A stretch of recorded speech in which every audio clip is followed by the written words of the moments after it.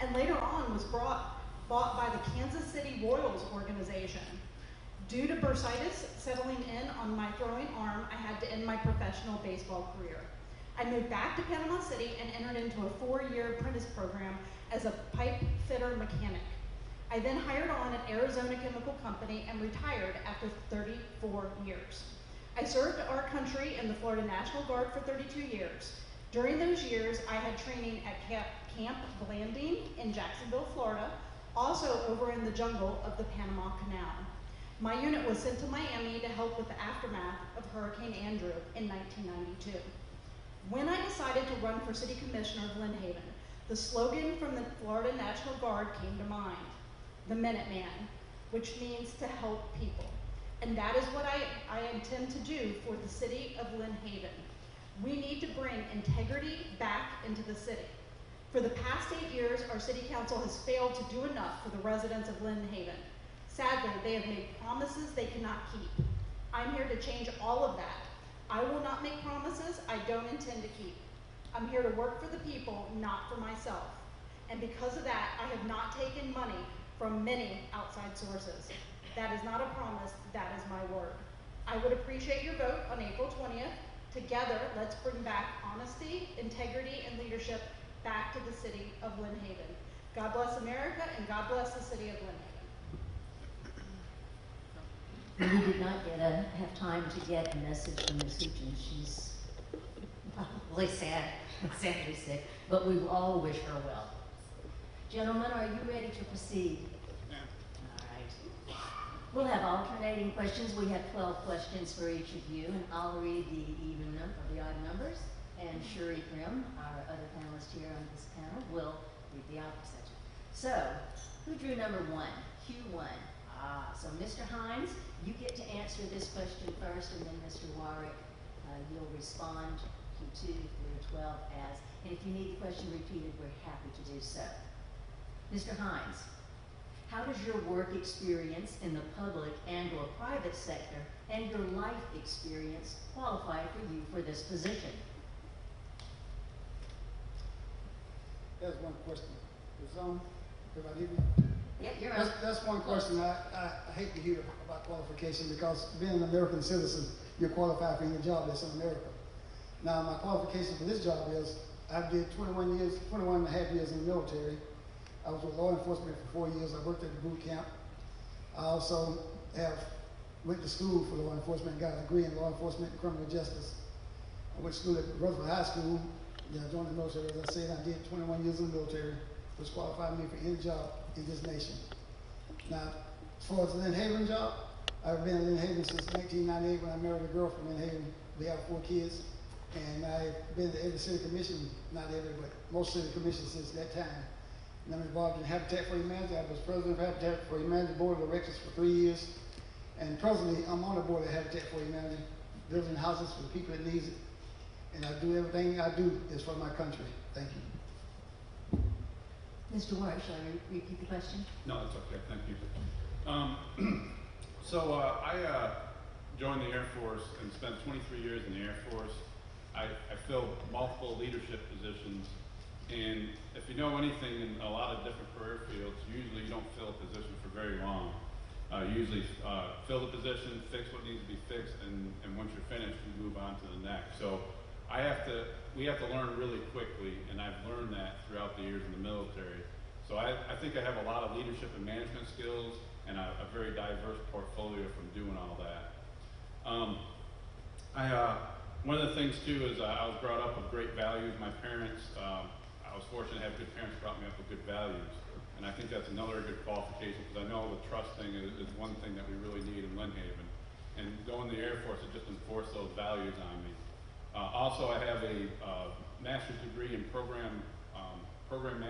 management, and I've also been a leader in multiple organizations, such as Air Force Sergeant Association, Toastmasters, and Veteran Foreign Wars.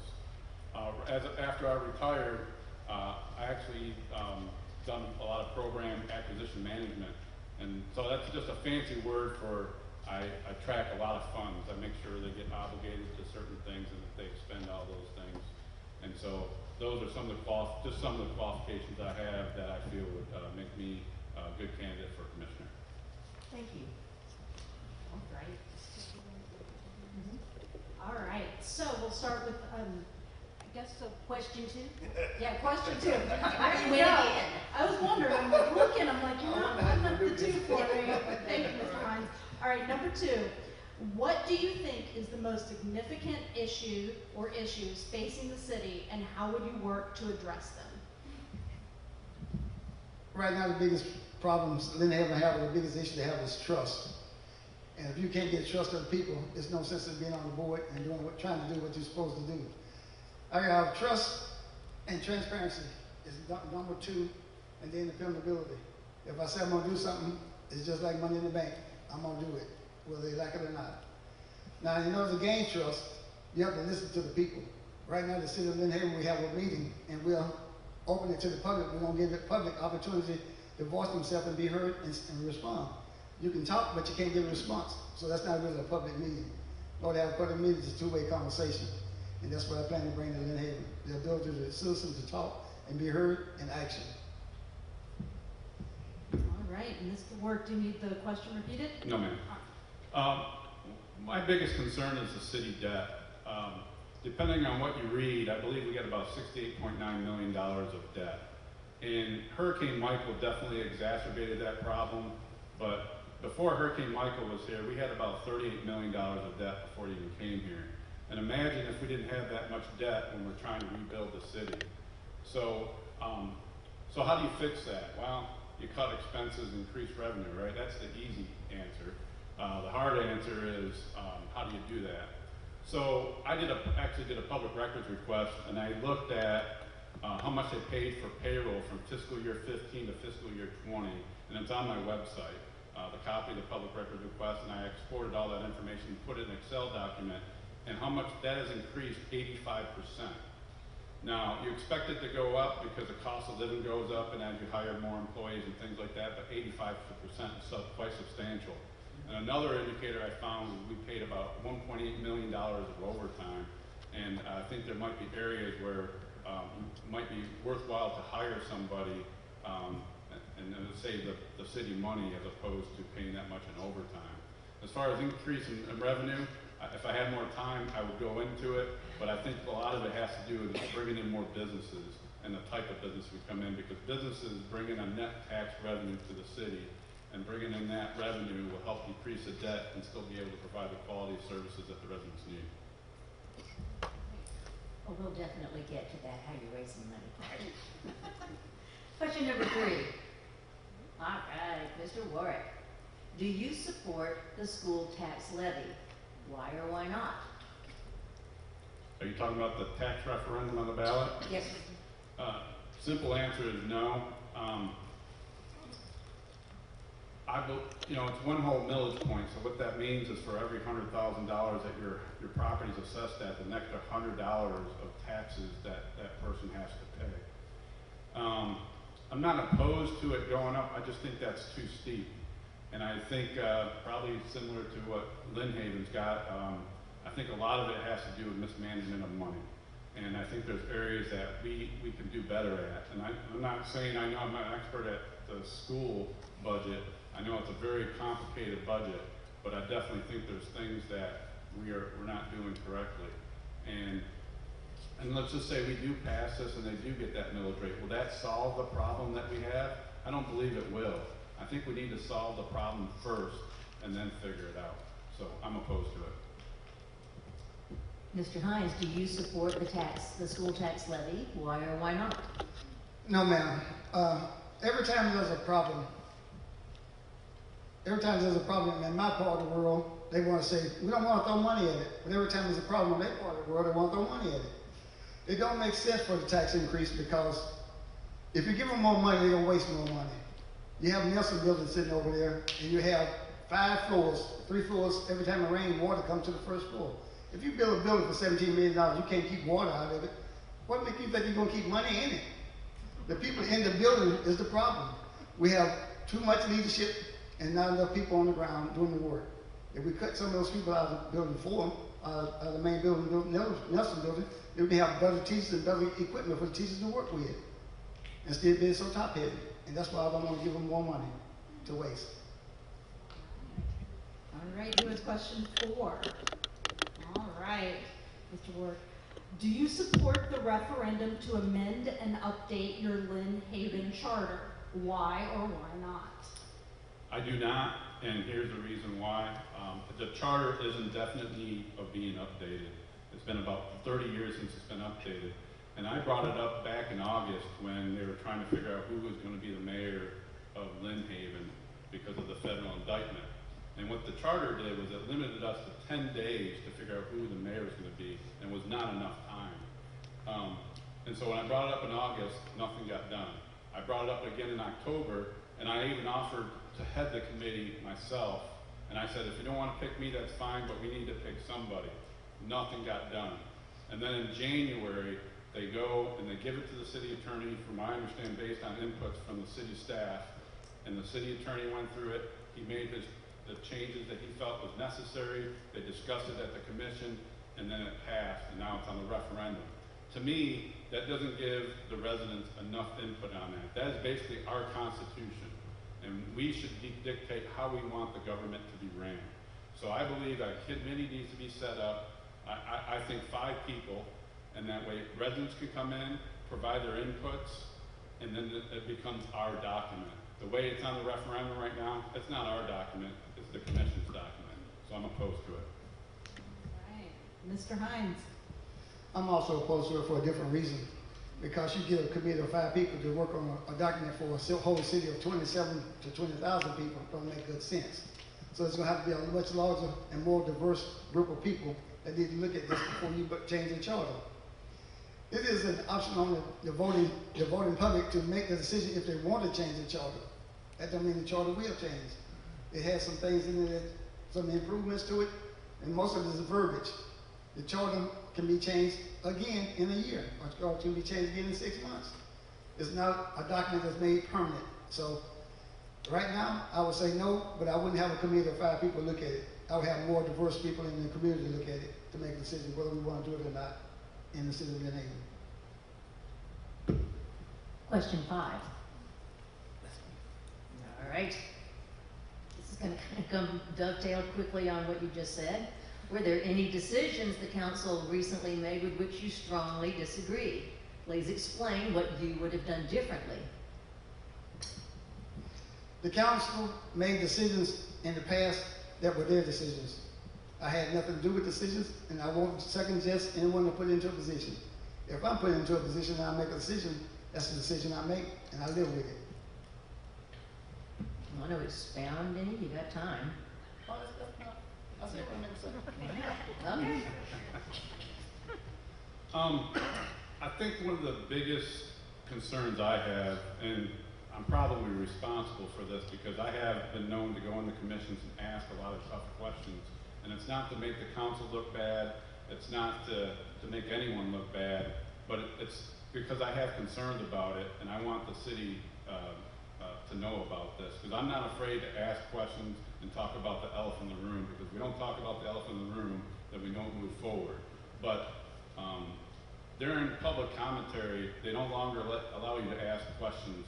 And now, Mayor Pro Tem Russell did explain that he didn't want you to circumvent the process with the city. He wants them to answer it first. And I totally understand that, but I think a lot of it's situational. So like, for example, let's say there's a big pothole out in your front of the street by your house, and the first thing you do is go to the council and complain about it. Yeah, it's probably not the best forum. But if you've been complaining about it for months and they're not doing anything, then it would make sense to come to council and complain to them about it. But there are things that you might have questions on, especially if it's on the agenda, that you want answered, and you want the public to listen in on and know what their position on certain things.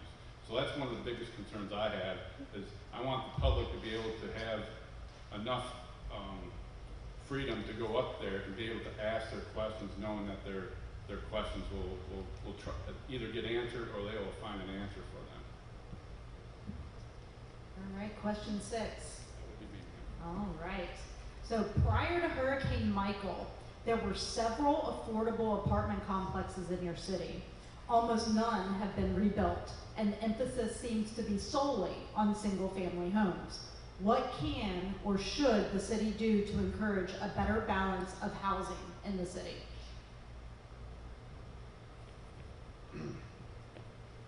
Well, in order for the city to move forward, there are some places that haven't been taken care of due to various reasons, such as maybe they didn't have insurance, or maybe they took the money and ran, or maybe they're still dealing with their insurance claims. So some of that situational. I would think by this point, most of them are probably either they didn't have insurance or took the money. But there is a process for that, and I know that process changed recently to make sure that homes that are not having any forward movement, that code enforcement gets involved.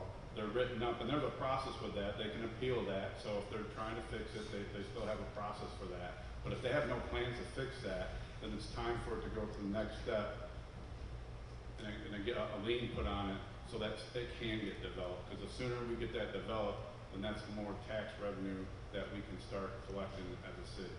So I know that's not a touchy-feely type answer, but I think that's the right answer. So thinking of going back to the apartment complex part of this, so how are we going to get affordable apartment complexes?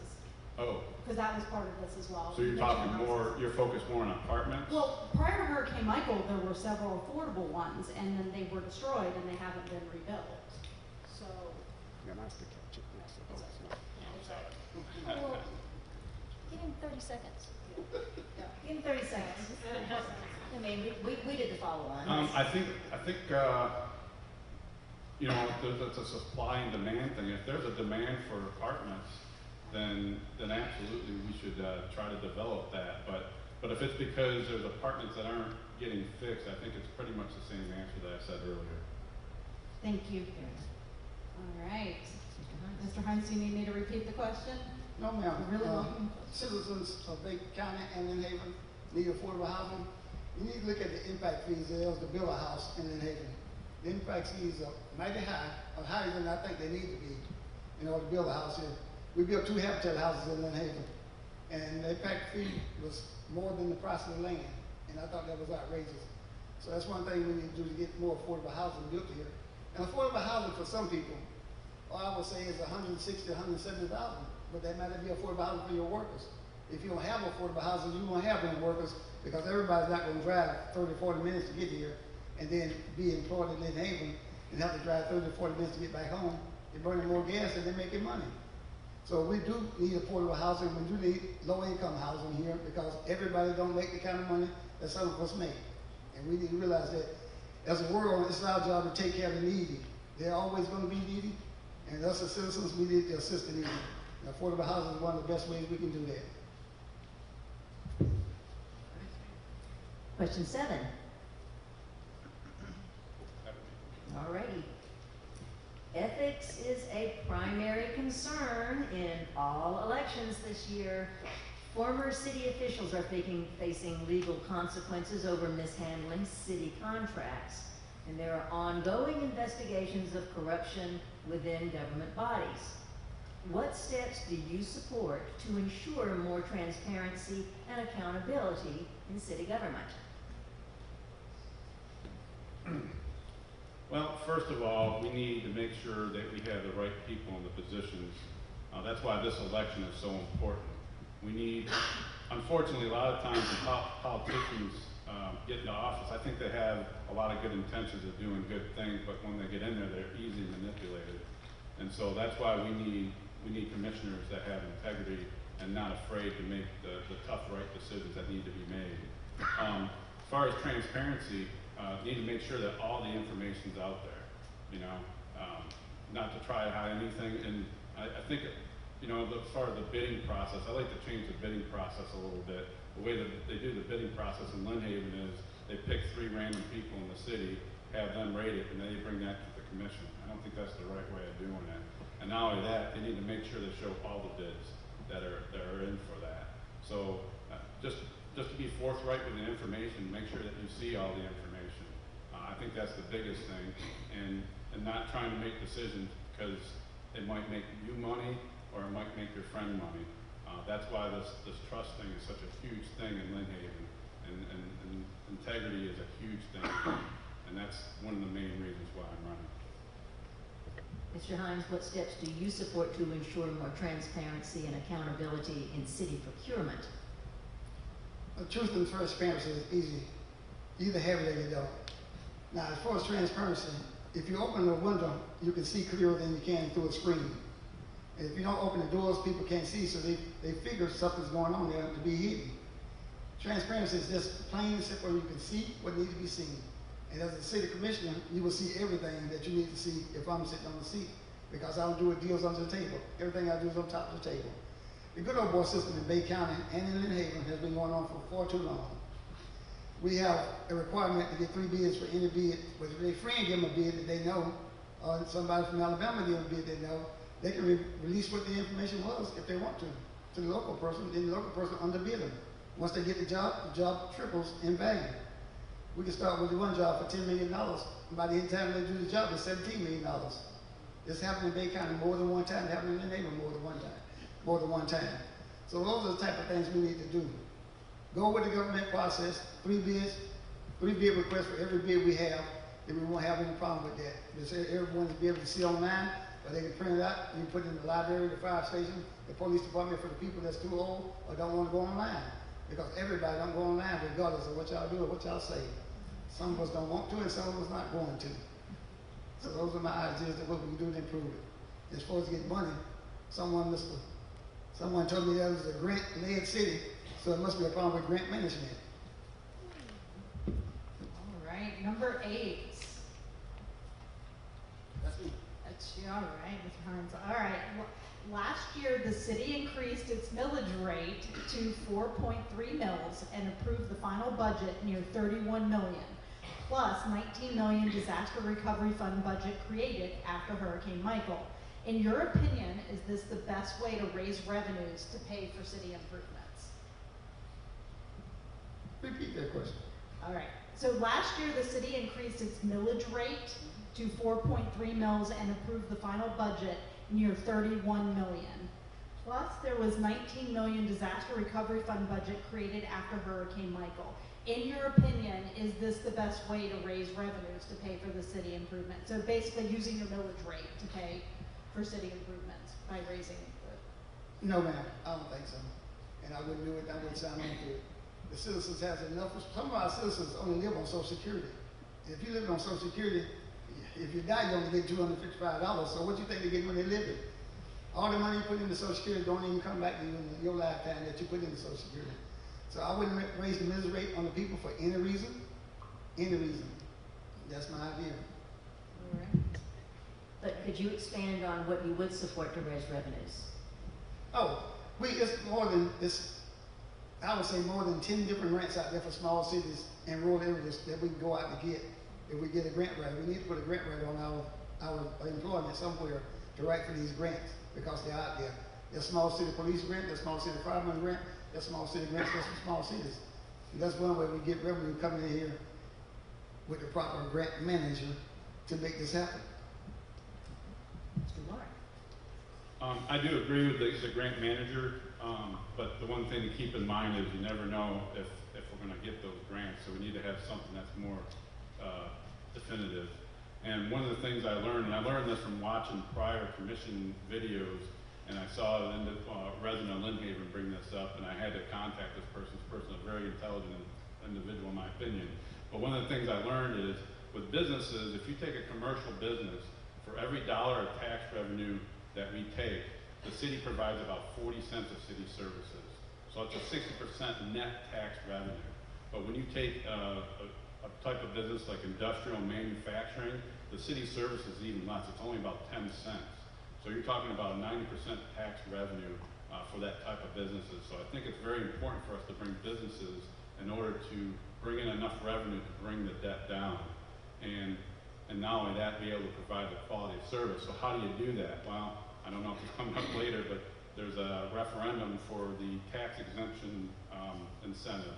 And I'm for it. And the thing to keep in mind is this is not for all businesses. There's certain requirements they have to meet, and there's certain type of businesses, like I talked about earlier, there's certain businesses that bring a lot more net tax revenue, and they have to bring in so many jobs, and they have to bring in a certain median salary.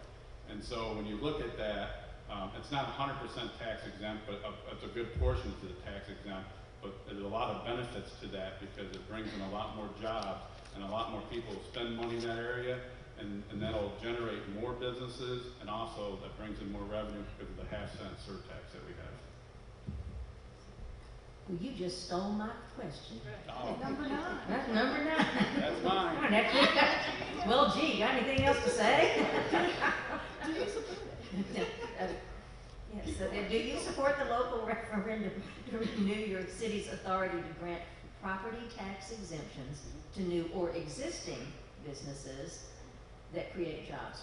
Yeah, I do, and I had the pleasure to sit down with Ben Yankee. He is the in charge of CRA and the Economic Development Council, and I was able to sit down and kind of understand what this referendum means. I think a lot of times people think it's for all businesses, and it's not. But one of the things I learned is, I asked him, I said, well, how many times have we used this? And he said in the past 20 years, I think it was 4 times, so you're talking an average 1 every 5 years. It doesn't happen very often, but the other thing you gotta remember is all the other cities in Bay County are also competing for those businesses, to include the county, and there's counties around us that are also competing for those businesses.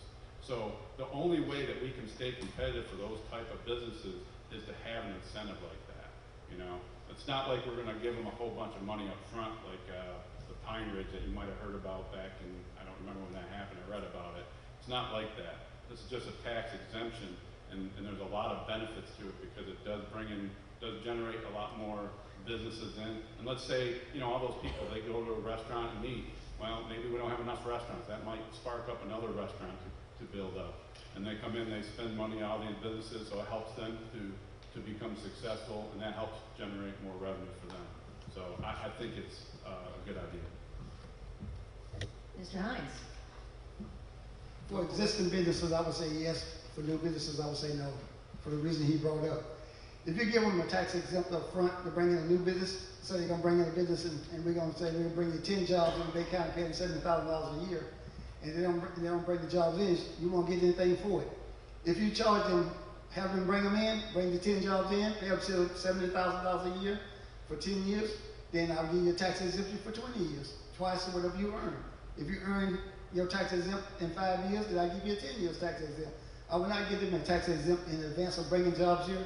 Bay County and Lynn Haven been burnt before with that, and I wouldn't go with it. But for existing jobs and businesses, I would give them a tax exemption because they already proven that they can bring jobs here, and they have jobs here. As far as bringing those new restaurants he was talking about, we have no workers because we have no affordable housing, and we still won't be bringing in that much money. Oh my goodness. All right, number 10. That's me.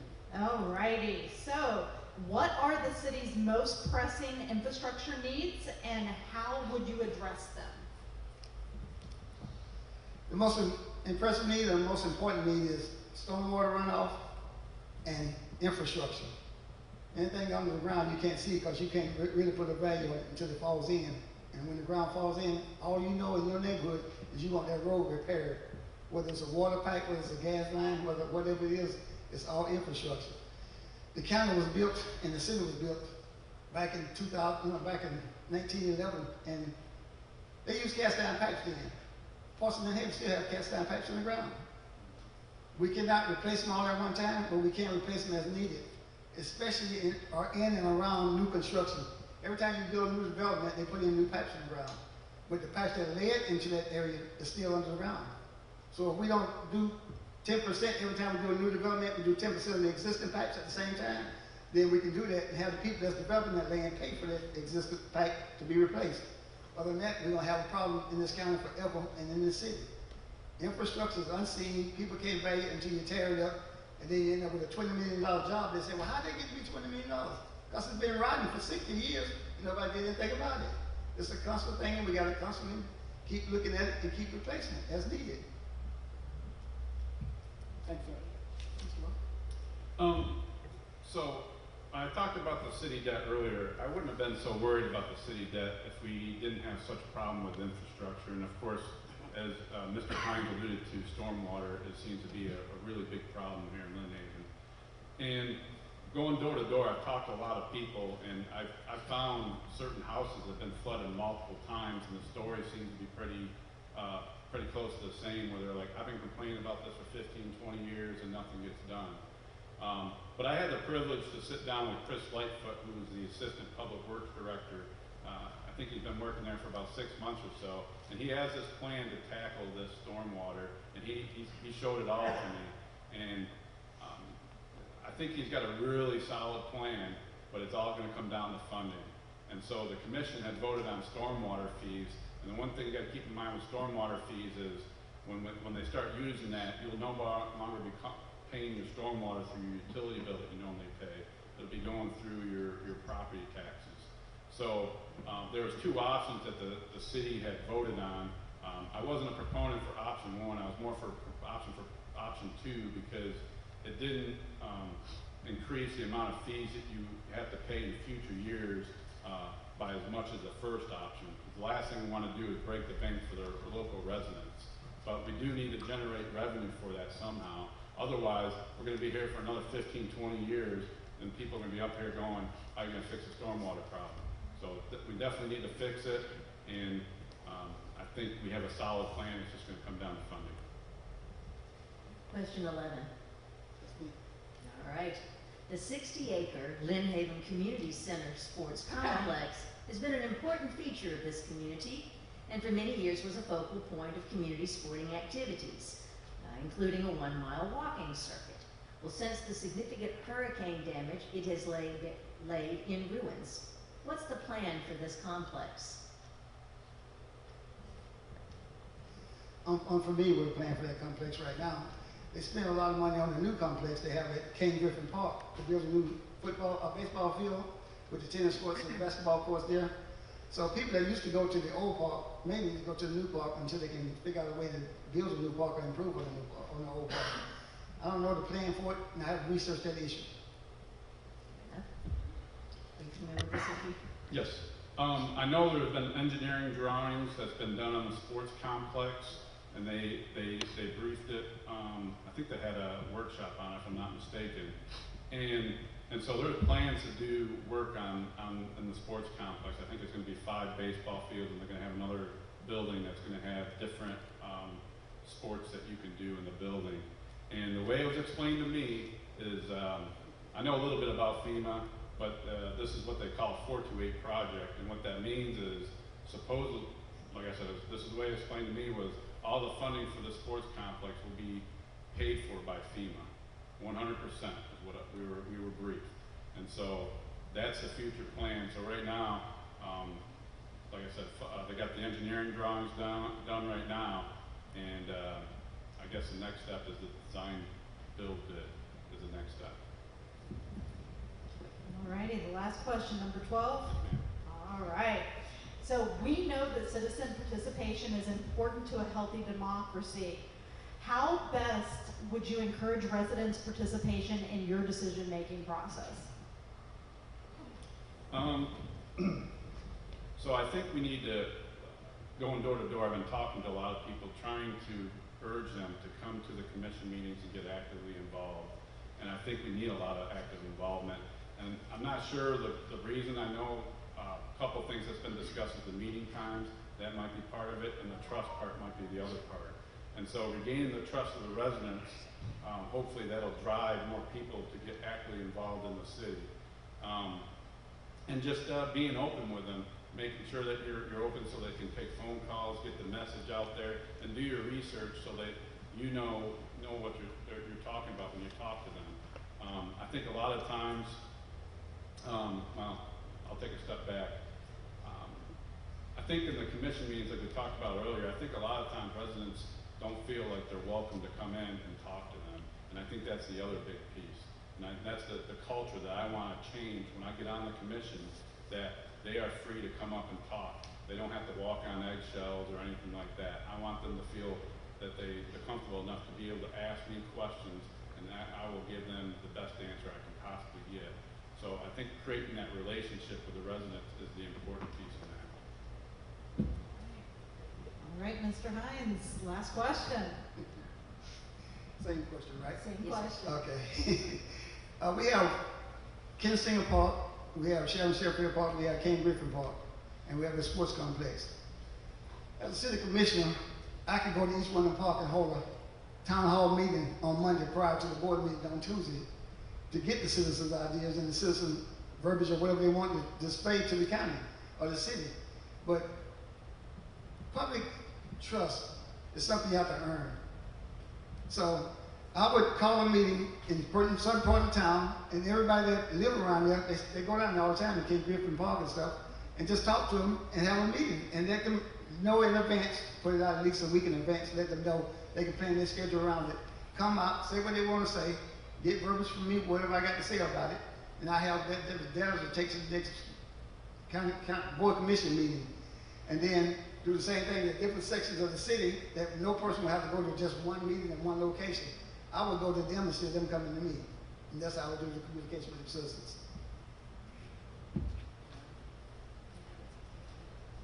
We closed our panel with a statement, and Mr. Hines, alphabetically, you get to go first, a closing statement for 60 seconds. I was introduced as George Hines Sr., but George Hines Sr. died more than 50 years ago. I'm George H. Hines Jr. Junior. I'm running for commission, seat number 3. Yes, right on seat number 3. And I would like your vote. If you feel that you can't vote for me, vote for somebody. Don't sit at the house. Everybody needs to get out and vote in the city. We have municipal elections, and we have between 20 and 27,000 people, and you may have 1,200 people go out and vote. That's ridiculous. We all have people that died and fought for our right to vote, and we need to vote. Vote for me if you can. If you can't, vote. Thank you. Mr. White. I think the biggest thing that's on people's mind as far as who they should vote for is the integrity thing. And it's hard for us to prove to you that we have integrity. And I can sit here and say, yep, I have integrity, believe me. But I think the only way I can tell you in a way that hopefully will prove that I have integrity with you is I was fortunate that I had good parents that brought me up with good values. And so when I joined the Air Force, those values that were ingrained in me since I was born was also enforced on me when I went in the Air Force. And if you know anything about the Air Force, we got 3 core values: integrity first, service before self, and excellence in all we do. And integrity being the biggest piece of that. And so I want you to know that integrity is ingrained in me. It's part of my DNA, and I will never veer away from that line. I will always do what's best for the residents, and I will never be a corrupt politician, and that is my promise to the residents of Lynn Haven. So you heard it from me, and I will never, ever do that. Thank you. Thank you all.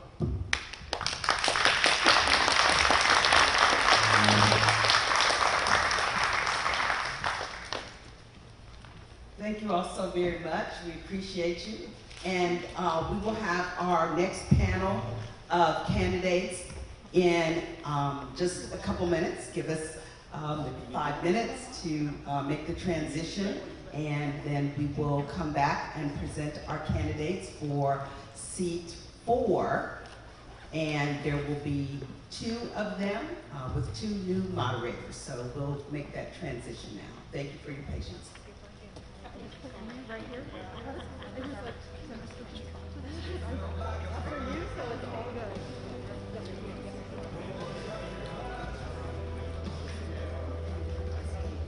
Yes, yes, somebody.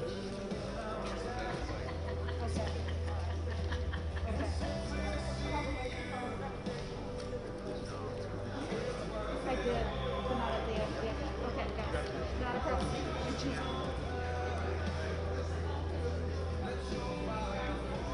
I know, I did very good, didn't I?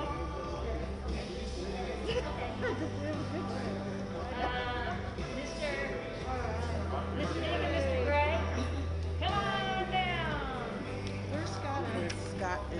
Scott and I got Scott on this side, and then Jamie's got Judy's statement. I don't have Judy's statement. I'm gonna give you a different, that's okay. And I will be there Thursday, so we tell me what I can. I don't think we want to statement. Jamie's got Judy's statement, but we're gonna have Okay, so we'll go on.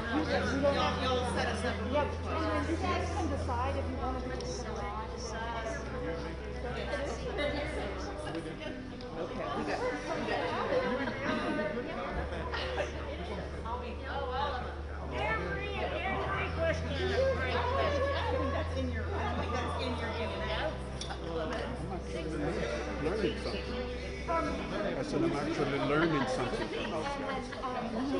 Isn't that always good? Yeah, because I didn't know they were planning to renovate Your complex of Yeah. That was the question that you Yeah, yes. to find out about.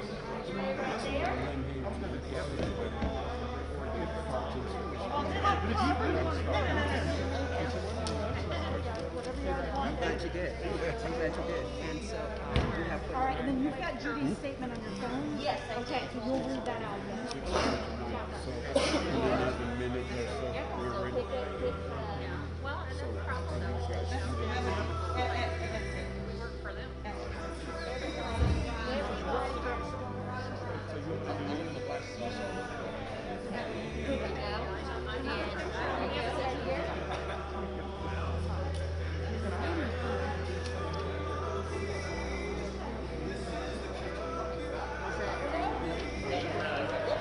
No, we're good.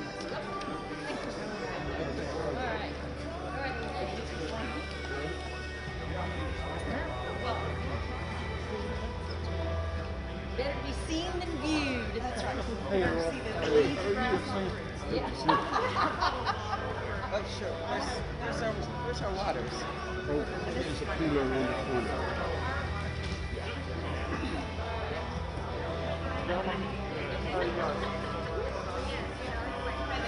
Yes. Just want you. I'm really nice. And it's known me almost all my life. I told them all, y'all were right. I said, I told them nice. Are you going to do the rules? Jamie?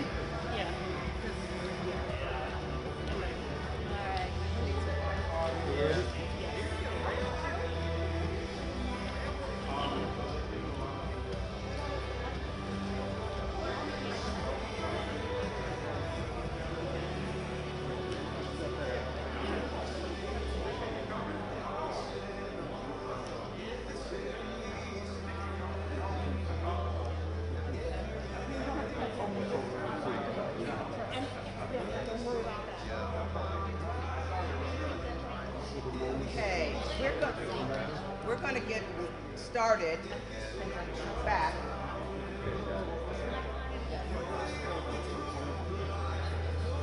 Is it my phone? Back.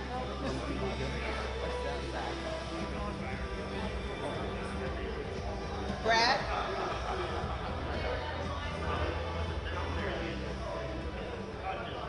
Okay, we're ready to get started with our second panel.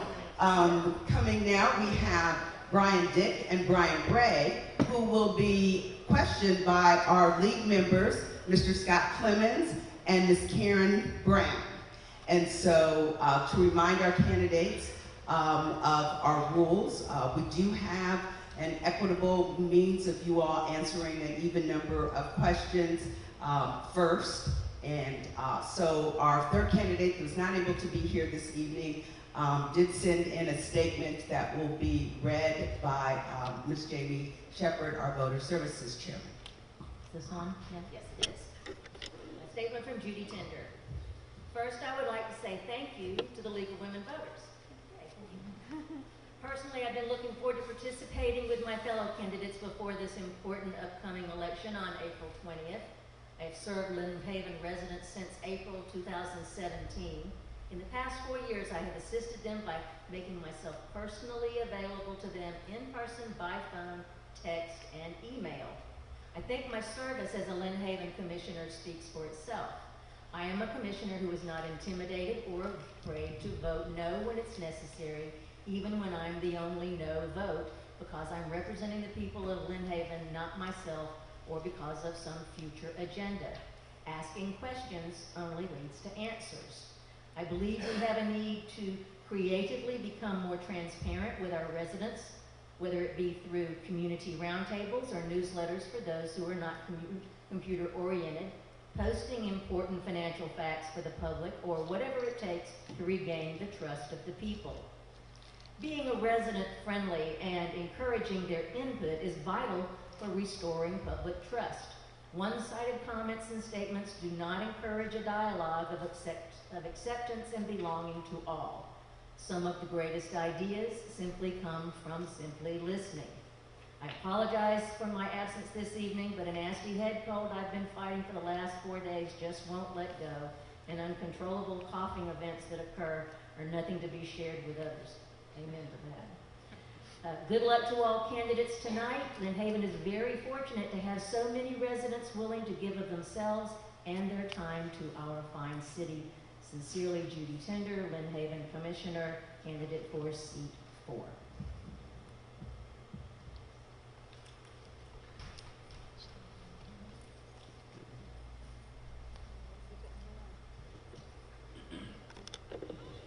Okay, I have question number 1. Who has drawn that lucky number? All right, Mr. Gray. How does your work experience in the public and or the private sector and your life experience qualify you for this position? Well, thank you. Is this on? Okay, testing. Well, thank you for that question. I appreciate the opportunity to be here. And I'm Brian Gray. I think might be down there. But I've been a resident of Lynn Haven since 1965. I have a master's degree in clinical applied psychology from the Florida State University. I have a master's degree in theology and divinity from Liberty Baptist Theological Seminary. Retired from the state of Florida Department of Corrections, Probation and Parole Services with 24 years of leadership as a senior probation officer. I'm retired from the Florida Army National Guard here at the local unit, 31 years, 4 combat deployments to wonderful places like Iraq, Pakistan, Ukraine. Probably not on the tourist agenda, but it's there nonetheless. I have a shirt that says vote for a vet. It's not, hey, look, I'm a vet. It's not about me at all. It's about what a vet represents: integrity, trust, self-service, sacrifice, thinking of others. My family's here, my lovely wife. She makes me look better all the time because I definitely married up. And I'm just looking forward to the opportunity to serve. I'm not running against anyone. I'm just making an application to serve the citizens of Lynn Haven because trust has been eroded, and I've been around for a long time, and I really want to see great things happen in Lynn Haven. Back of my shirt says "Make Lynn Haven Great Again," and I believe together we can and will make Lynn Haven great again. Thank you. Mr. Dick? Hello, everybody. My name is Brian Dick. I've been in Bay County since 1979 when my family moved here. Graduated from Rutherford High School, went to Jenks Junior High School, went to A.D. Harris. My mom and dad owned a couple of hotels here in town. We've also owned the ice cream cone that may be member on Highway or Cove Boulevard. I went into the military. I was injured during Desert Storm, so I am a disabled vet. Served my country proudly and would continue to do so if I was able to. Running for city commissioner mainly because of the distrust and lack of transparency that has happened to the city of Lynn Haven. I can't reiterate enough the comment that Mayor Pro Tem Russell said last time after this latest batch of indictments came down.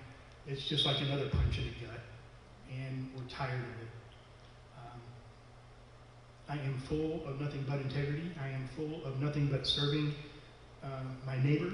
Everybody in Lynn Haven is my neighbor, not just the person that lives next door to me. I'm respectfully and humbly asking for your vote and looking better to continue to make Lynn Haven better. It's already great. We're just going to make it better. Thank you. Question number 2. Okay, Mr. Dick, it comes to you first. What do you think is the most important issue facing Lynn Haven today, and how would you address it? Most important issue is trust and transparency. We have, in the last couple of elections, the citizens have selected people that they wanted to speak for them, to make decisions for them, and those people failed them.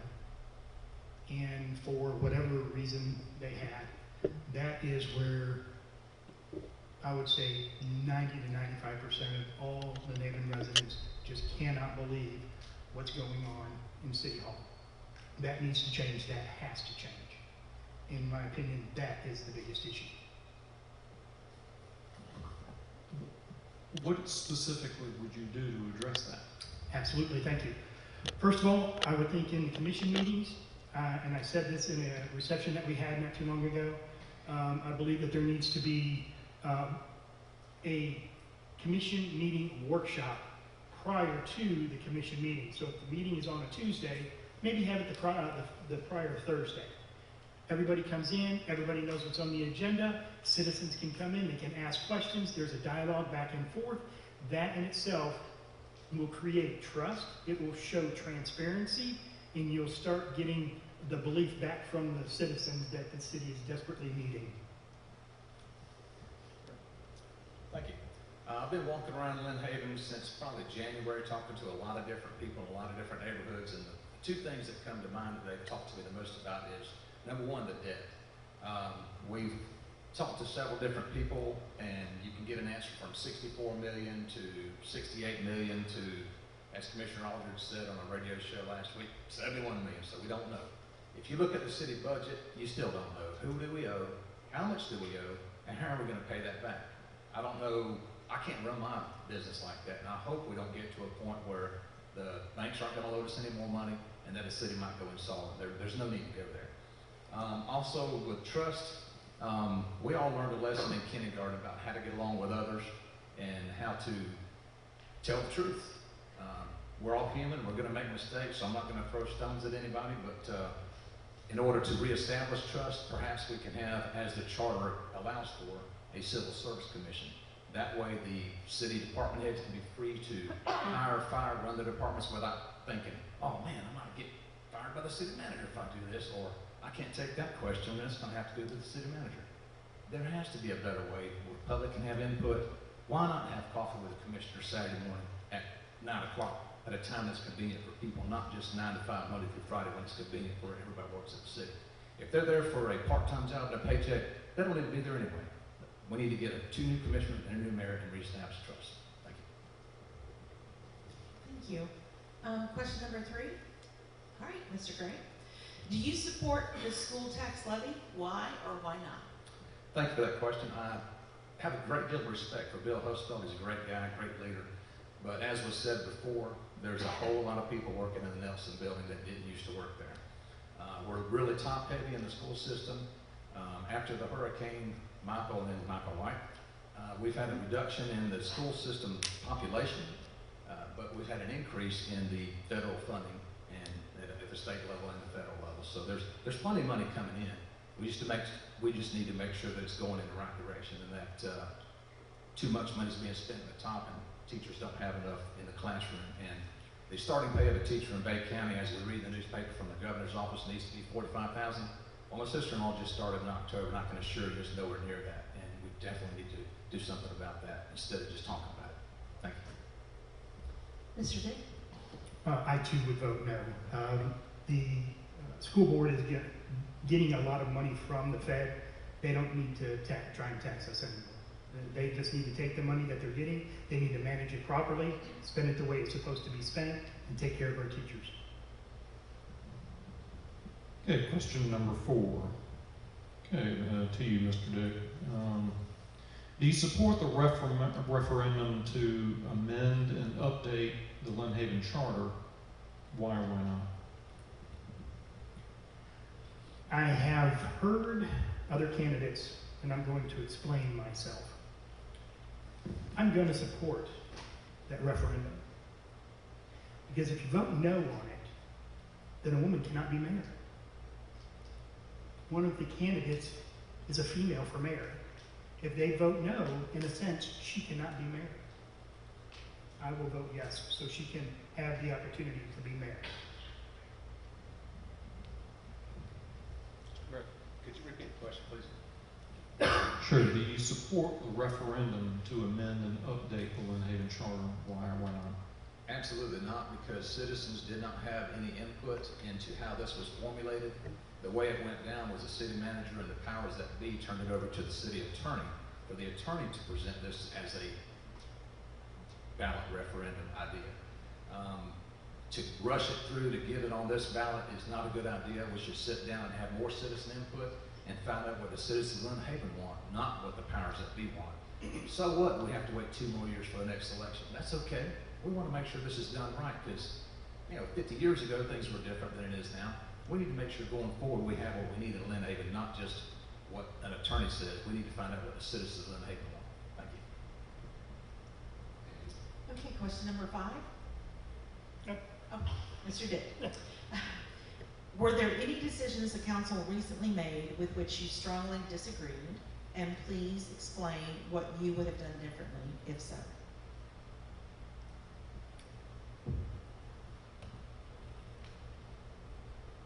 I do not believe the council has made any decisions that I am strongly against. I would take this opportunity to go and say that I feel that if you are prepared to do your job that you are elected to do, a lot of this lack of transparency, a lack of trust, a lack of not knowing what the budget number is, all of this can all be rectified by going to City Hall and seeing the city manager, asking to speak to the finance director, ask to speak to Shannon Scribner, who oversees how everything is paid, all the checks and balances. If people will go and speak, you will know these answers. There's 2 people to my knowledge who actually know what the city debt is. Kiki Roman, the finance director, and Vicki Gaynor, the city manager.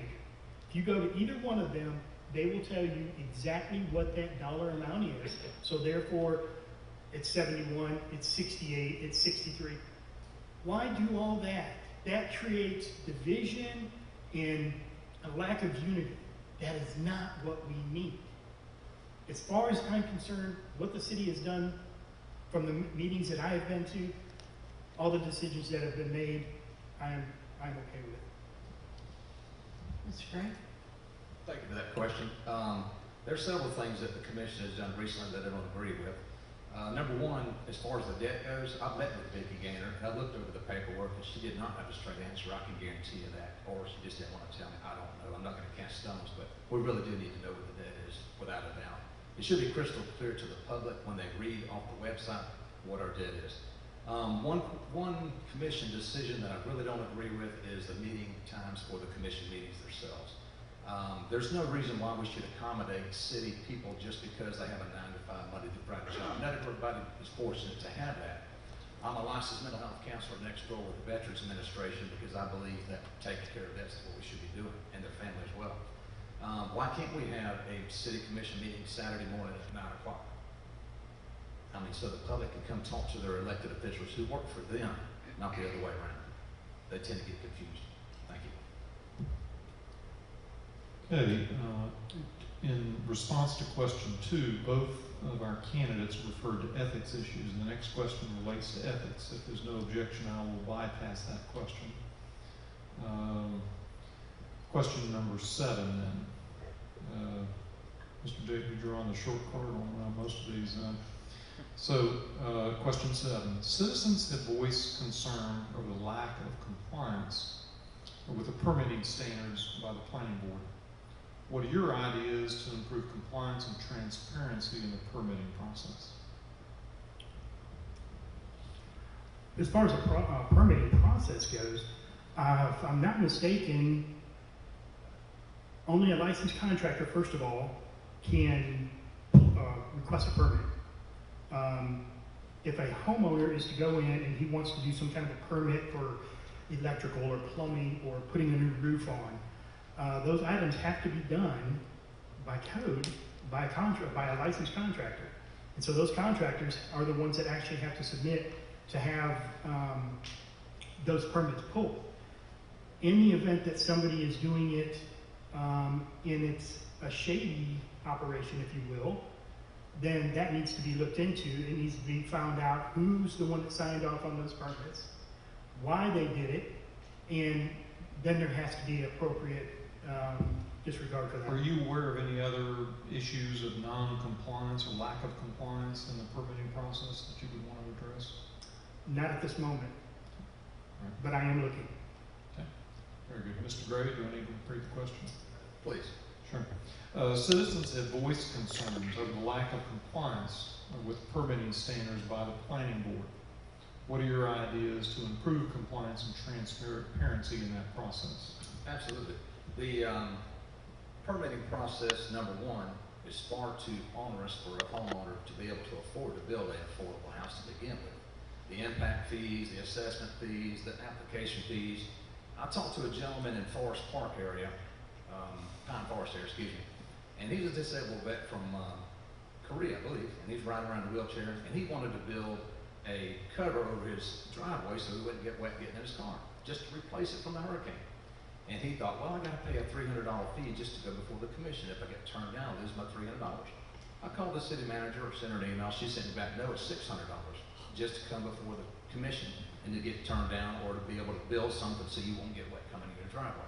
This is ridiculous. I mean, there's no reason why this should even exist. It should be transparent, absolutely. We should be able to trust our elected officials to do what's best for the citizens of Lynn Haven, not their own interest or their contracting friends or whoever the case may be. I don't know. But yeah, we absolutely should have transparency and trust throughout all levels of city government. Thank you.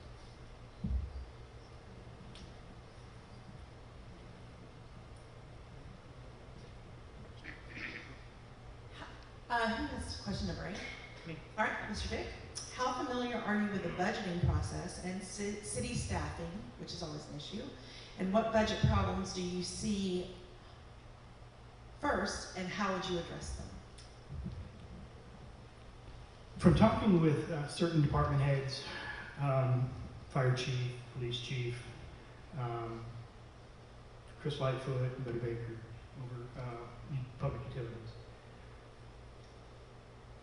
The budgeting is hurtful, or struggling a little bit, but it's mainly because out of this 63 million that the debt is that what we have, over half of that is for hurricane debris removal. You take that out, boom, you're back down in the 30s again. That doesn't mean that we're in a good place. We are in a good place financially for the most part, but we can be a lot better. I think that the people that are in place right now doing the budgeting, which would be Kiki, Shannon, and Vicky, working with the department heads to make sure that they're spending their monies correctly, will continue to put us in the trajectory that we're in right now, which is reducing the debt. A lot of people don't want to look at that. They don't want to talk about it. All they want to talk about is from this date until this date, we went from this until this. Are the people that are in City Hall right now, were they there then? The answer would be no. Look at the body of work that they've done now, and you cannot do anything but come to the conclusion that with this staff that's in there right now, they're in the right direction. A follow-up question, if I might. You talked about the majority of the debt is due to Hurricane Michael. At least half of it. How would you address that as a city council member? There's not, the debt is what the debt is as far as, with the hurricane debris removal, it's there. You can't, I would say you can't make it go away, but then who knows what the indictments are going to come and so on. What I would say, and I haven't had an opportunity to suggest this in a commission meeting yet, is I do believe that the city attorney should definitely be filing a motion for restitution from those who have been indicted and or pled guilty for us to recoup some of the money that they stole.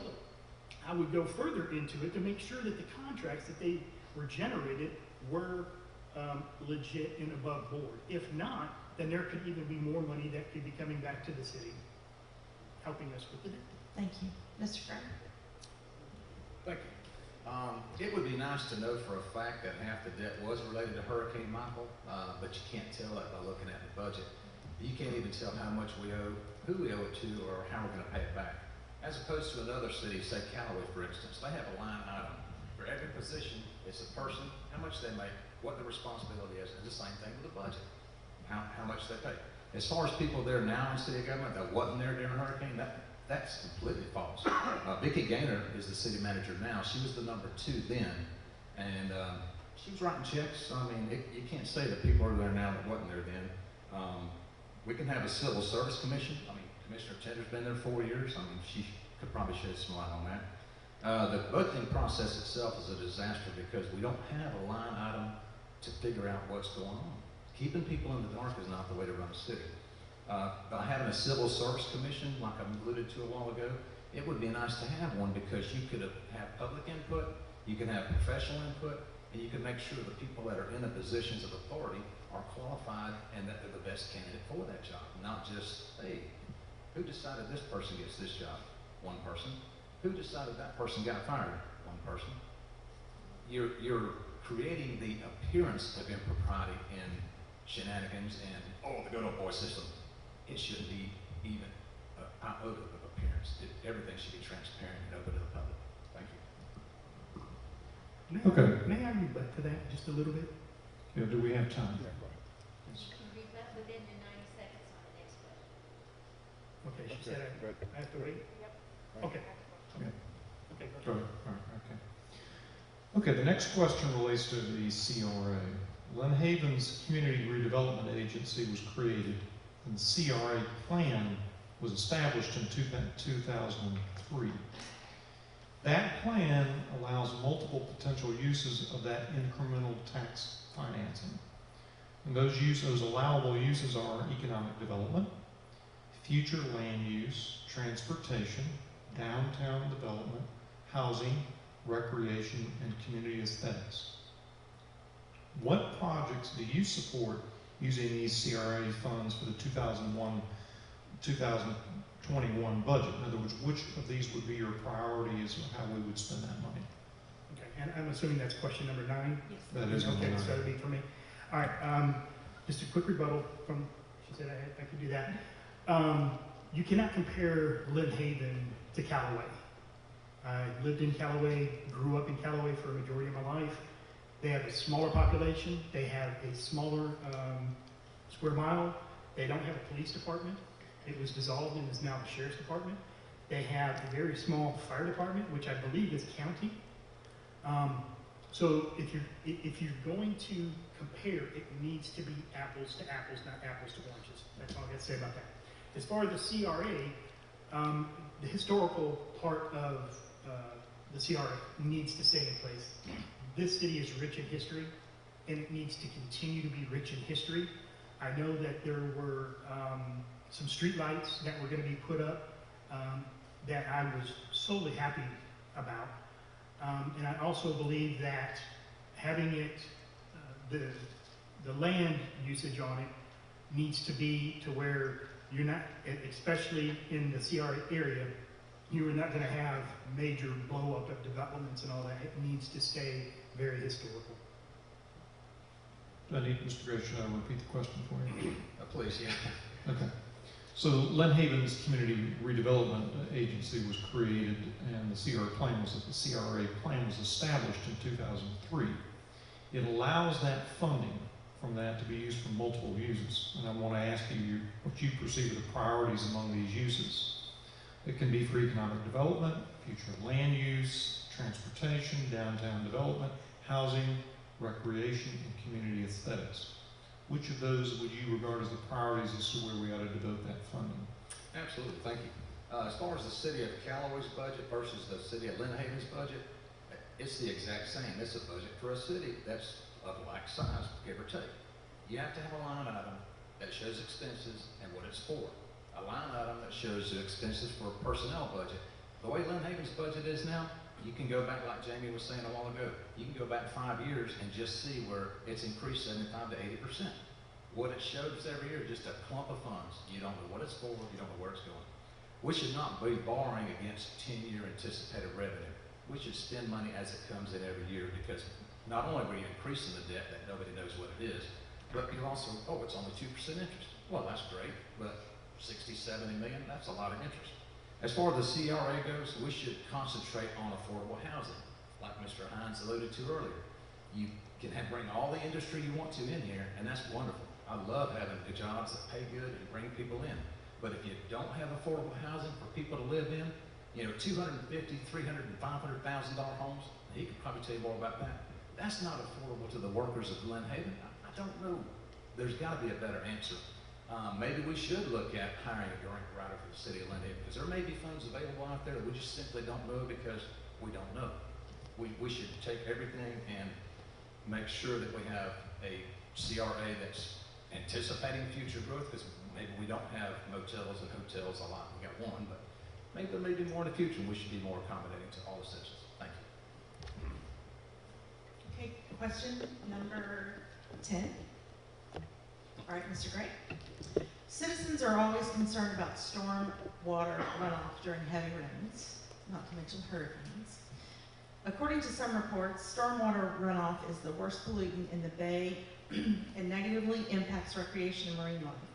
What changes to Lynn Haven's stormwater management program do you believe should be made to improve your stormwater control? And most importantly, who should pay for it? Thank you, I appreciate that.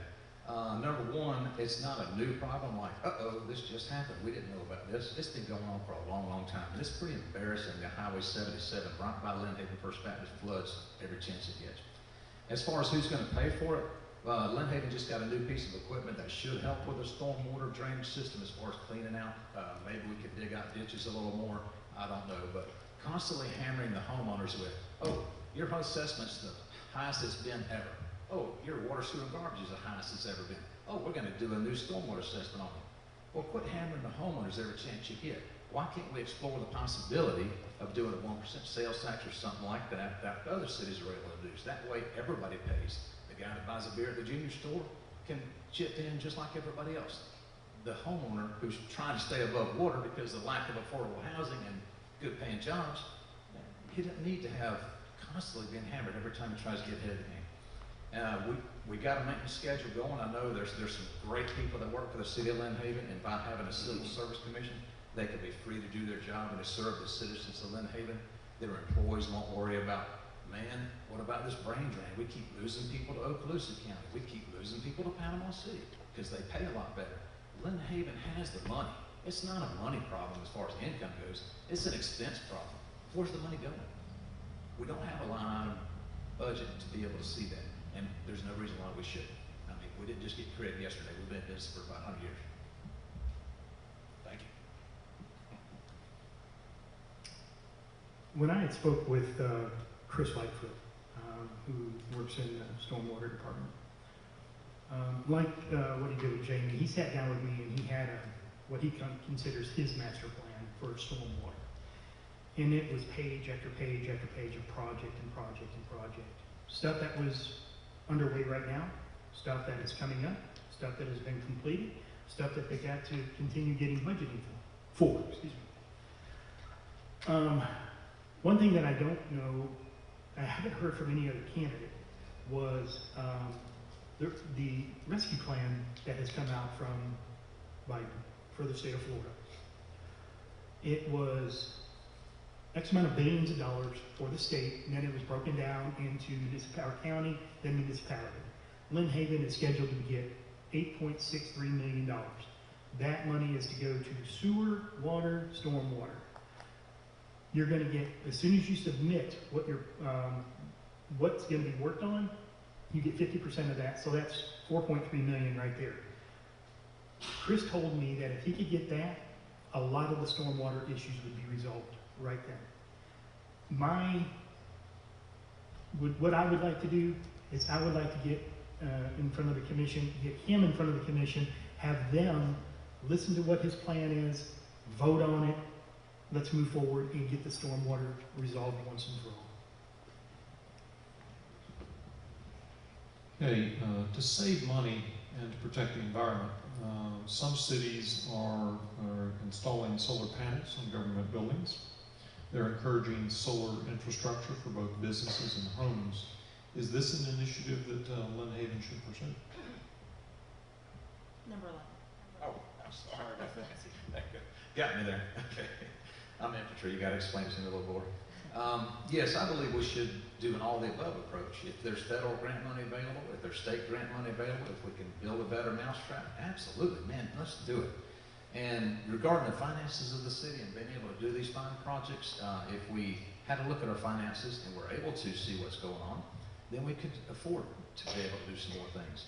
Maybe we should have a workshop before the city commission meeting so we can have a look at the checks that are fixing to be wrote, so we don't pay the same contract 3 times for the same invoice. I mean, there's no reason why that should be happening. Lynn Haven is a great city. We've got a great future ahead of us. We've got some great people. We've got some good city employees. They just need to be free to do their job.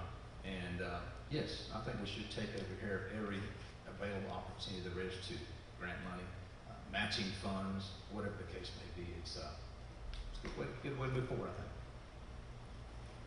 think. Mr. Clemens, if you don't mind, can you please repeat my question? To save money and protect the environment, many cities are using solar panels on government buildings, and they're encouraging solar power infrastructure for homes and businesses. Is this something that Lynn Haven should pursue? Absolutely, and I think that that would be where a grant writer would be essential. That's what they do, is they look for these funds out there for different aspects of the city. I do have to go back and say, I believe that there's a bit of, I don't want to say fear-mongering, but a bit of division and distrust that continues to be put out there, where there's a lack of communication with the city. Anytime that I have emailed, anytime that I have called, anytime that I have went up there, I was always able to speak to somebody who I was going to have a question with and get the answer. So I have to disagree with my opponent as far as what the budget looks like and how it is perceived. I can read it just fine. I have no issues reading it just fine. That's why I can tell you $63 million in debt. Half of that is debris removal. That's because I can read it. Is it difficult for some? Absolutely, it may be. But for me, no, I can understand it just clearly. But as far as using renewable sources to help with the city, solar panels, things like that, absolutely. I think that would be great. Could you repeat the question?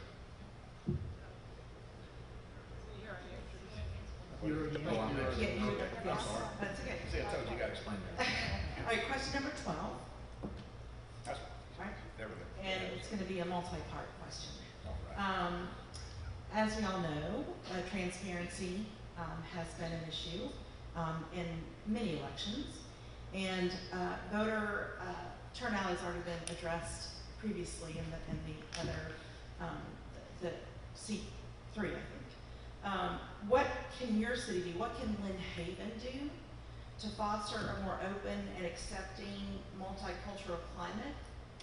And how can the city empower voters to participate in the governmental process and decision making?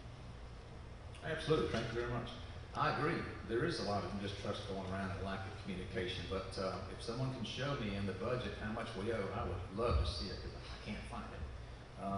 As far as transparency, sure, we should have transparency.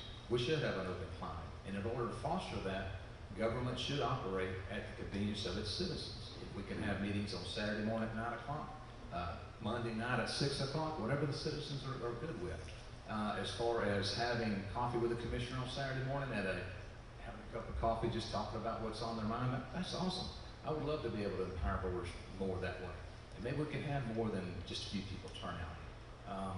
As was alluded to before, there's probably 23,000 citizens in Lynn Haven. 2 years ago at the last municipal election, 15,000 registered and only 1,400 voted.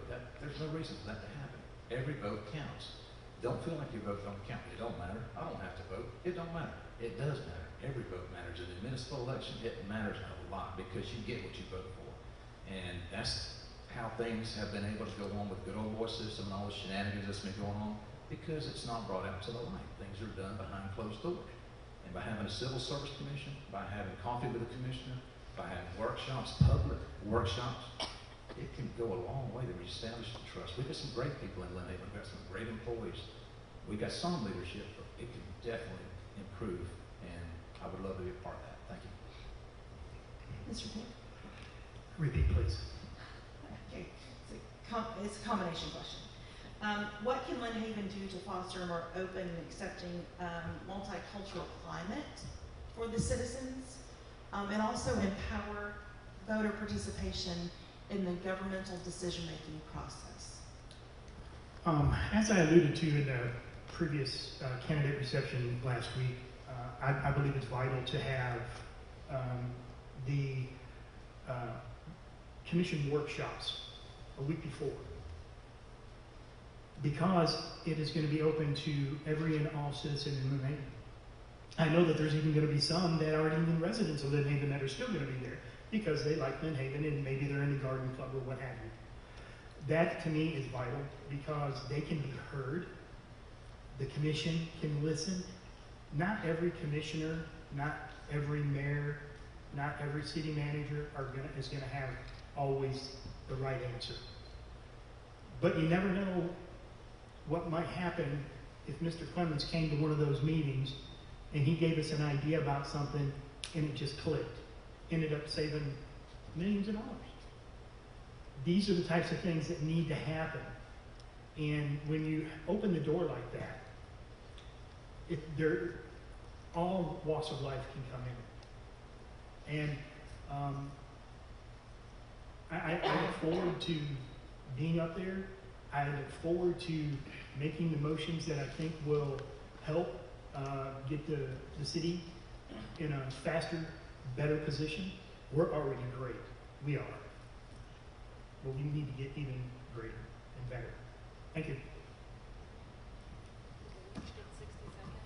Okay, you each, as you recall from the rules, you each now have an opportunity for closing statement. You each have 60 seconds apiece. And I'm not sure who goes first. Alphabetically. Okay, Mr. Dick. First of all, I want to thank Lynn Haven United Methodist for having this forum. League of Women Voters, thank you so much for participating and showing your interest in this election.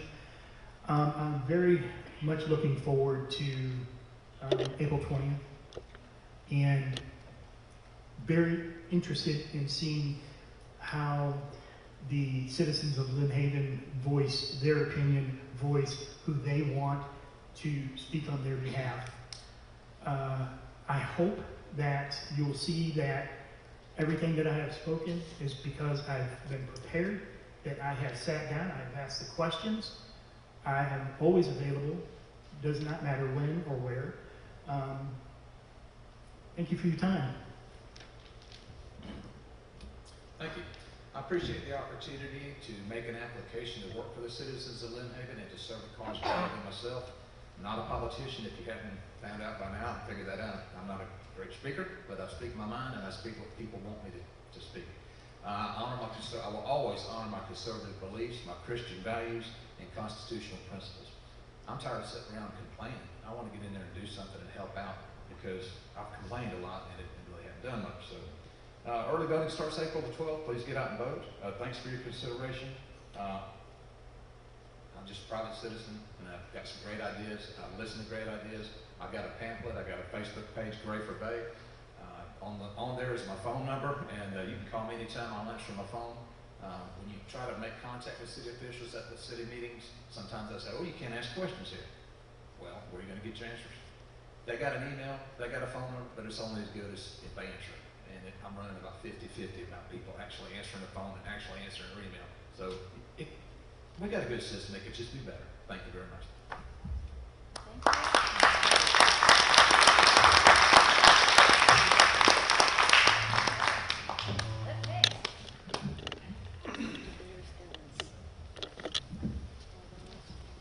All right, you guys, we're going to switch out to the next segment here for the mayor race.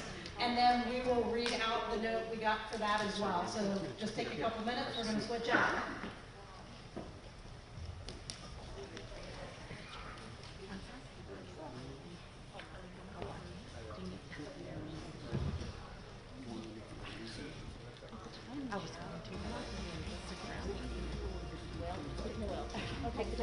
Okay, so whatever, we'll just go through and just go back and forth then?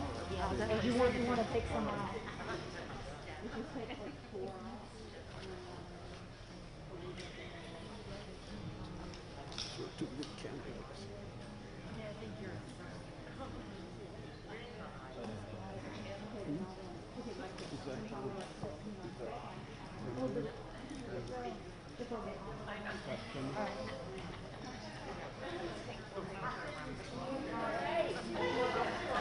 Mr. Brown and Mr. Nelson, come on down. You're the next contestant. What it is we're gonna say.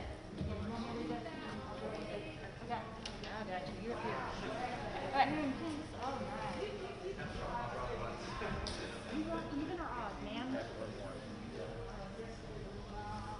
Okay.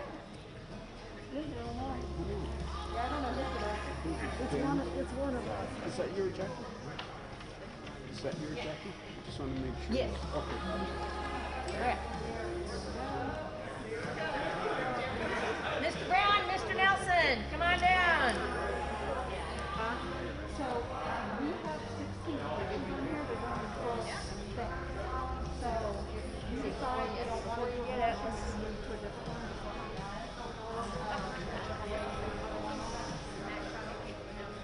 Do you want to take the odds and start?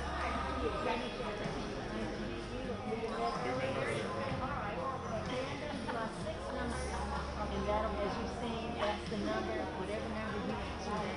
I'll maneuver it around. I'll pick another even one.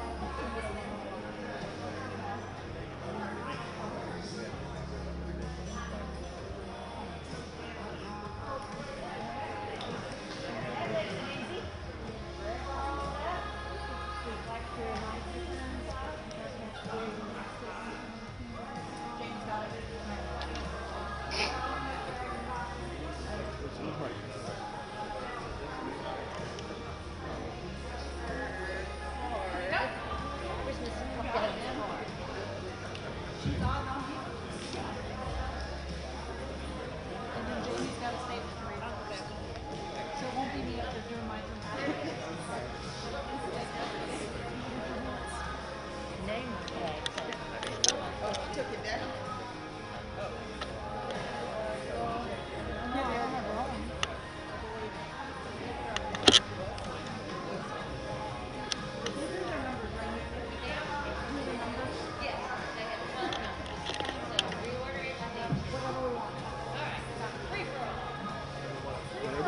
Yay! Aren't you guys excited to be up there now? Finally?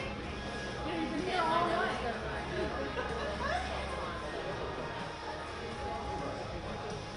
All right, are we ready to do our last panel? Yes. All right, no politicking in the hall. That's where it all goes. That's where it all happens. Full lobby in the lobby. All right, everybody ready? Yes. Excellent. Miss Fields could not be here this evening, but she sent us a message to read to you. Thank you to the League of Women Voters for allowing me the opportunity to present a statement in lieu of my physical presence. If any of you have had the pleasure to engage with me through recent interviews or other community events, I extend my gratitude for your support, and I encourage you to reach out and continue to address your key concerns in my direction. And now for those of you I've not had the pleasure to meet and engage in conversation with, running for mayor for the city of Lynn Haven has so far been a great honor and tremendously rewarding. Not only have you been an integral part of my campaign, but you continue to encourage me to educate and advocate for the city's most paramount concerns. I am running this race against two incredible candidates who love the city as much as I do. I believe my leadership and experience will deliver this community the integrity, core values, and economic success it deserves. Again, I regret that I missed this event, but I cannot wait to hear from you or meet you in person in the future. For more information, go to Ellen Fields or Lynn Haven Mayor on Facebook. Read more about her at bayvotes.org, that's Supervisor of Elections website. Or email her at ellenfields2021@gmail.com. Most sincerely, Ellen Fields, candidate for Lynn Haven Mayor. Okay, who has question number one? How does your work experience in the public and or private sector and your life experience qualify you for this position? First, I believe my life experience qualifies me for this position because I'm accustomed to diversity.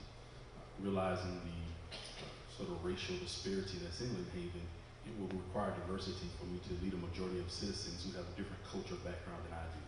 However, through life experience, I've been able to engage in various cultural contexts and be able to speak in ways in which we can both communicate and articulate what one another is saying so that we can properly conduct business. And so I believe my life experience leads to the cultural diversity that will be needed for this position. Also, as it relates to my professional experience as a pastor, I've been able to engage with the community as a community leader here in the local area. And so I've been able to develop networks and partnerships with various organizations so that we can all work together to strengthen our community. I also believe my education allows me to be a strategic planner, as well as a communicator, organization and management. With my master's and doctorate degree, I've been challenged in ways in which I've had to implement those things in my current position. Also, my community service. I'm on the board of directors of Anchorage Children's Home.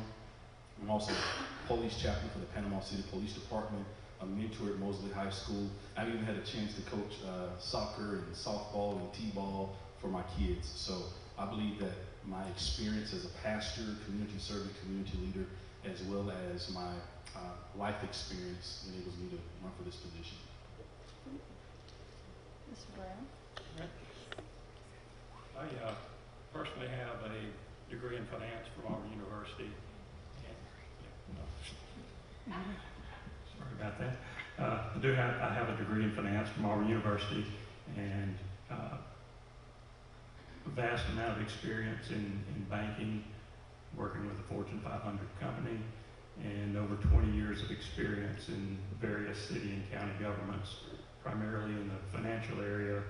And some of the responsibilities included working with multi-million-dollar budgets, being responsible for allocating property tax dollars to municipalities and school districts, and working with various county and city elected officials at all levels. I've been back in Lynn Haven now for about 4 years. I've been active attending commission meetings, attending meetings of various boards. I do serve on the CRA advisory board as vice chairman, and I think those experiences would definitely qualify me for this position.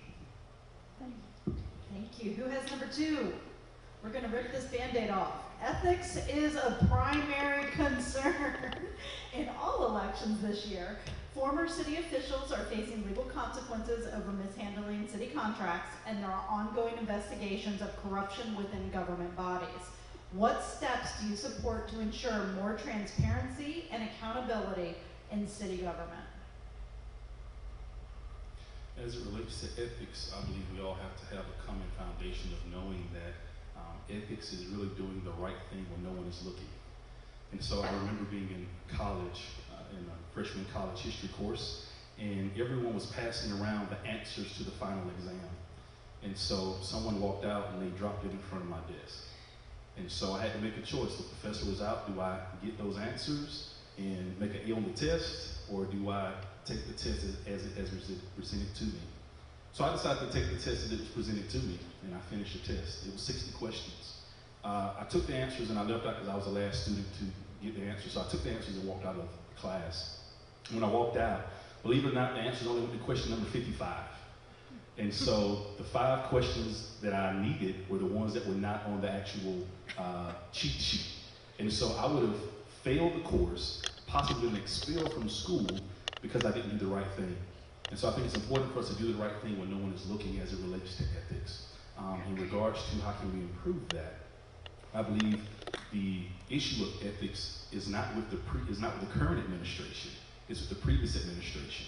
So those who we have in place currently, our current city manager, I believe she's doing a great job of communication and making transparency available for any citizen that is interested in knowing what is happening with our government. Thank you. Mr. Brown? Would you repeat that? Absolutely. Ethics is a primary concern in all elections this year. Former city officials are facing legal consequences over mishandling city contracts, and there are ongoing investigations of corruption within government bodies. What steps do you support to ensure more transparency and accountability in city government? To echo some of the things that Mr. Nelson said in regard to ethics, I think most all of us have been brought up and we know right from wrong. I think a lot of the previous problems that have been prevalent in Lynn Haven are not there anymore. I think we have safeguards in place now with systems and the people that are in place to be more open and honest with taxpayers and citizens of Lynn Haven. Thank you. Okay. Who has question number 5?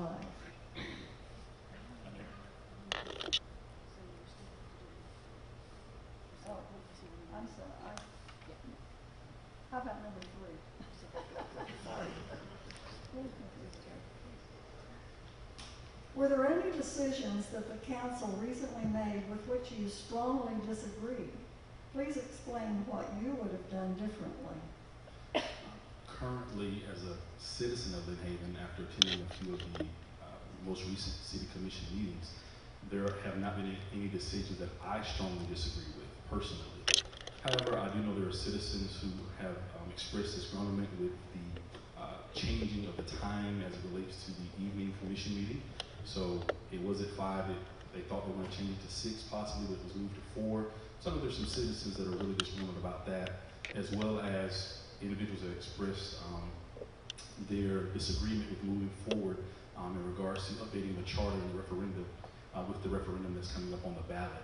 So personally, I don't have any strong disagreement with the current decisions that have been made recently. However, there are citizens that I can say do have disagreement with what has happened recently in city commission meetings. Mr. Brown? I also have not had any major disagreements with recent decisions that the commission has made. I have had questions regarding some of the decisions they've made, but I've talked to various commissioners and the city manager about some of those things beforehand and was able to get my questions answered. I think for the most part, I really can't think of anything that has been a major disagreement. Like I say, we've had some questions about various issues, but they've been able to resolve those to my satisfaction. Thank you. Number 4. Goodness gracious. All right, Mr. Nelson. Do you support the referendum to amend and update your Lynn Haven charter? Why or why not? As a citizen who is voting on that referendum, it is something that I'm still currently thinking about because citizens were the ones who presented the changes that they thought were needed to the referendum or to the charter. So we brought up the issue as citizens of Lynn Haven to the commission. And now that the commission has moved forward on it, now we're sort of pushing back against the forward movement that the commission has decided to make on the issue that we asked it to address. So I do understand the issue that as citizens that we have. So moving forward, whether this passes or not, I do think we probably will need a little more citizen input as it relates to the charter so that we can get it up to date and make it current to what we're doing now within our city. Great, thank you. Mr. Brown? Yes, I will be supporting this amendment because I believe it's a good first step. I don't believe it's the total answer to charter problems that exist, but I think it's a good first step. Citizens have been asking for some changes, and some of the things that they have been asking for are included here. So like I said, I think it's a good first step. We'll have 2 years before the next election that we can make further changes if we need to, whether it's with a committee or group of citizens, whatever form that takes. But this is just the first step in a process. It's not a one-time solution that can never be changed again. Thank you. Now we're at number 5. I believe that was Mr. Brown. What should the city do about non-conforming properties within the city limits? How is code enforcement working, and what would you change? I think with some recent changes that have been made with code enforcement, placing them now as part of the police department. We've also adopted some ordinances recently which address some of the problems that we're having with absentee owners on rental properties who have not addressed those properties since Hurricane Michael. We've got a large number of properties that have not been fixed or taken care of since Hurricane Michael. And I know some people have insurance problems, and I understand all those things, but we do have policies in place now which will be stronger, give code enforcement more power to do things as far as proceeding against these properties, filing liens and whatever. Mr. Nelson, would you like the question again? Yes, if you could repeat the question. What should the city do about non-conforming properties within the city limits? How is code enforcement working, and what would you change? As it relates to the non-conforming properties within the city limits, Right. I believe we need to, first of all, make an assertive effort to contact the owners of the properties to ask, why is their property non-conforming? Why is their property not repaired? Why is their property not in the process of being updated? It could be an insurance issue.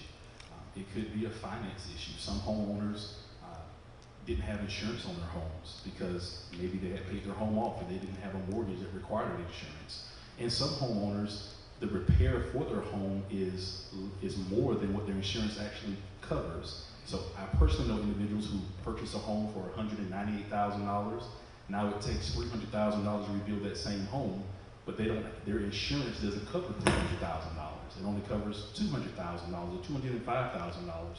So I believe before we really enforce what we can do with our code enforcement, that we would need to make an assertive effort to see why they're non-conforming. At that point, if they are not in communication with us, keeping us up to date on what they're doing to repair their home, then we should probably enforce what we can do through our ordinances with code enforcement to try to bring them to conformity.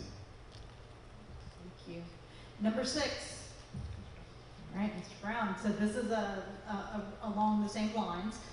Prior to Hurricane Michael, there were several affordable apartment complexes in your city.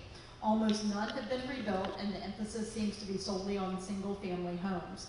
What can or should the city do to encourage a better balance of housing in the city?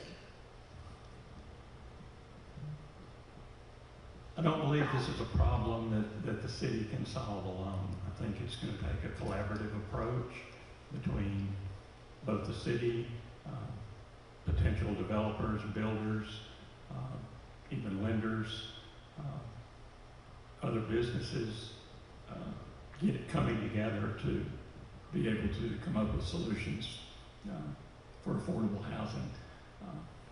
I don't think it's only a government problem, and it's going to take some creative thinking in order to do that, whether it be public-private partnerships or whatever. But it's going to have to be an approach by all the stakeholders. Thank you. Mr. Nelson, same question. Would you repeat the question again, please? Yes. Prior to Hurricane Michael, there were several affordable apartment complexes in your city. Almost none have been rebuilt, and the emphasis seems to be solely on single-family homes. What can or should the city do to encourage a better balance of housing in the city? As it relates to rebuilding workforce homes or homes for the workforce or affordable homes in our local area, the city does not build those properties. And so, as Mr. Brown has alluded, we do need to collaborate with developers, realtors, builders, contractors to see what can we do to build affordable housing in our area. I've met with the Department of our Zoning and Development and Department of Zoning and Development here for the city of Lynn Haven, and she's discussed possibly encouraging individuals to find parcels in which they can build affordable apartments.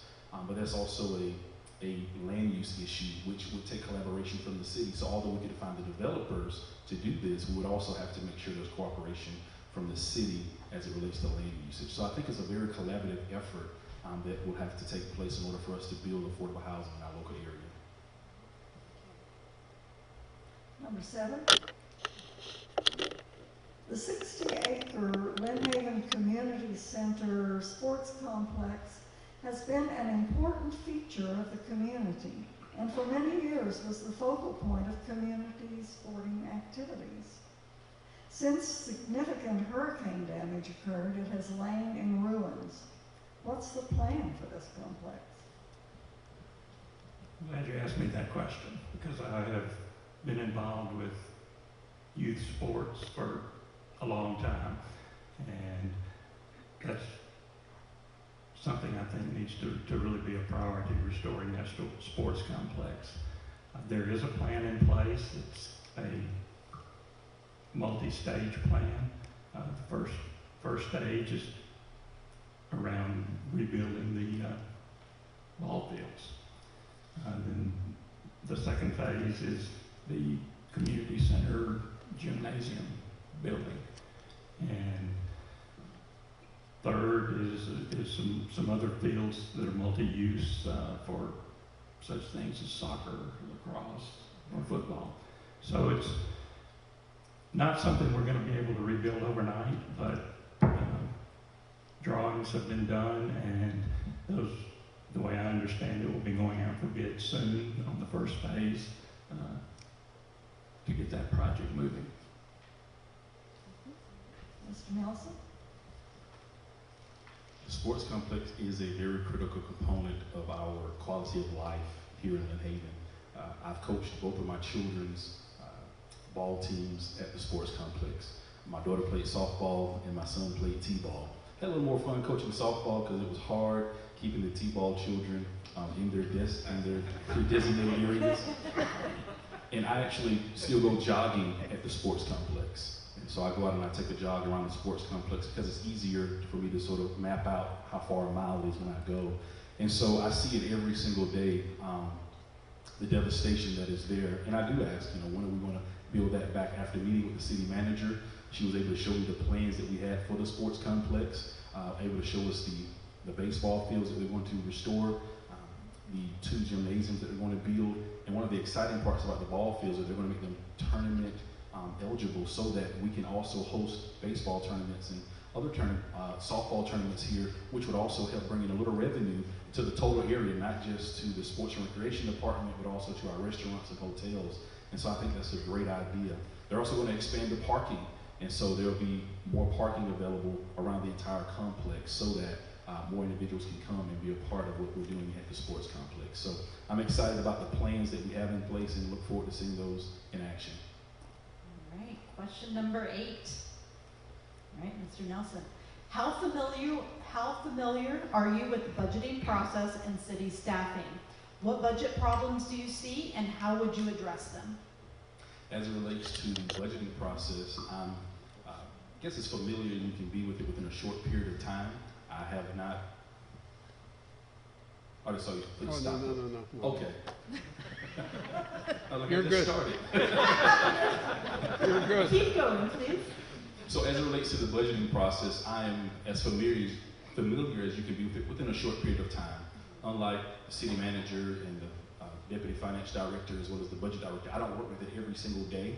However, I have had a chance to sit down with the city manager, the deputy finance director, and the budget director to get a very clear picture of what the budget, our revenue, our expenses. So I have a pretty good understanding and grasp of our budget. As it relates to what can we do on improving our budget, after talking with the budget director, she's telling me they're streamlining as much as possible. We've had to not update our police equipment. We've had to not update some of our fire equipment. So they're doing a very streamlined process. So she's assured me that they are not just frivolously spending money, that they are very streamlining the process so that we can have confidence that what we're spending through our budget is what is actually needed. The challenges with the budget, though, is how do we increase revenue? We're a municipality, we're not a business, we're not individuals, and so as individuals, we can sell stuff on Facebook Marketplace. As business owners, we can sell more products, but as a city, our primary form of revenue is taxes and fees, which we don't want to raise. And so that's one of our challenges as it relates to the budget. All right. Mr. Brown, would you like the question repeated? Please. All right. How familiar are you with the budgeting process and city staffing? What budget problems do you see and how would you address them? With my background in city and county government for over 20 years, I've dealt with both city and county multi-million-dollar budgets. The budget that we have here now, in looking at it myself, I believe it's relatively straightforward, easy to understand. I don't really have a problem with it. That maybe because I've got so much experience with that, I don't know. But we are constantly, I know the staff is constantly looking at the budget. As Mr. Nelson said, revenues are a big item. And, you know, we're very limited as a municipality on what we can do to raise revenues, like you said, either taxes or fees, and we really don't prefer to do that. But there are other options out there that will help us in funding projects such as grants, matching funds, and things like that, that we can utilize to offset some of that revenue burden. Number 9. We know that citizen participation is essential to a healthy democracy. How would you best encourage residents' participation in the decision-making process? I think one thing, and I've mentioned this in several meetings when this question has come up, right now we have a variety of boards and commissions in the city, which some require certain levels of expertise. We constantly are having problems finding volunteers to serve on those boards. I'm on the CRA advisory board, and we've been trying for months to get people to serve on that board. Various city departments have put out appeals on social media recently asking for volunteers to come help with various projects, and very few show up. I'm not sure exactly what the answer is to get more volunteerism, but I know it's a great way to get people involved if we can get them to start volunteering. Certainly open to any suggestions anybody might have as to how we can recruit more volunteers. Mr. Nelson? Yes. Repeat the question. Yes, would you repeat the question, please? We know that citizen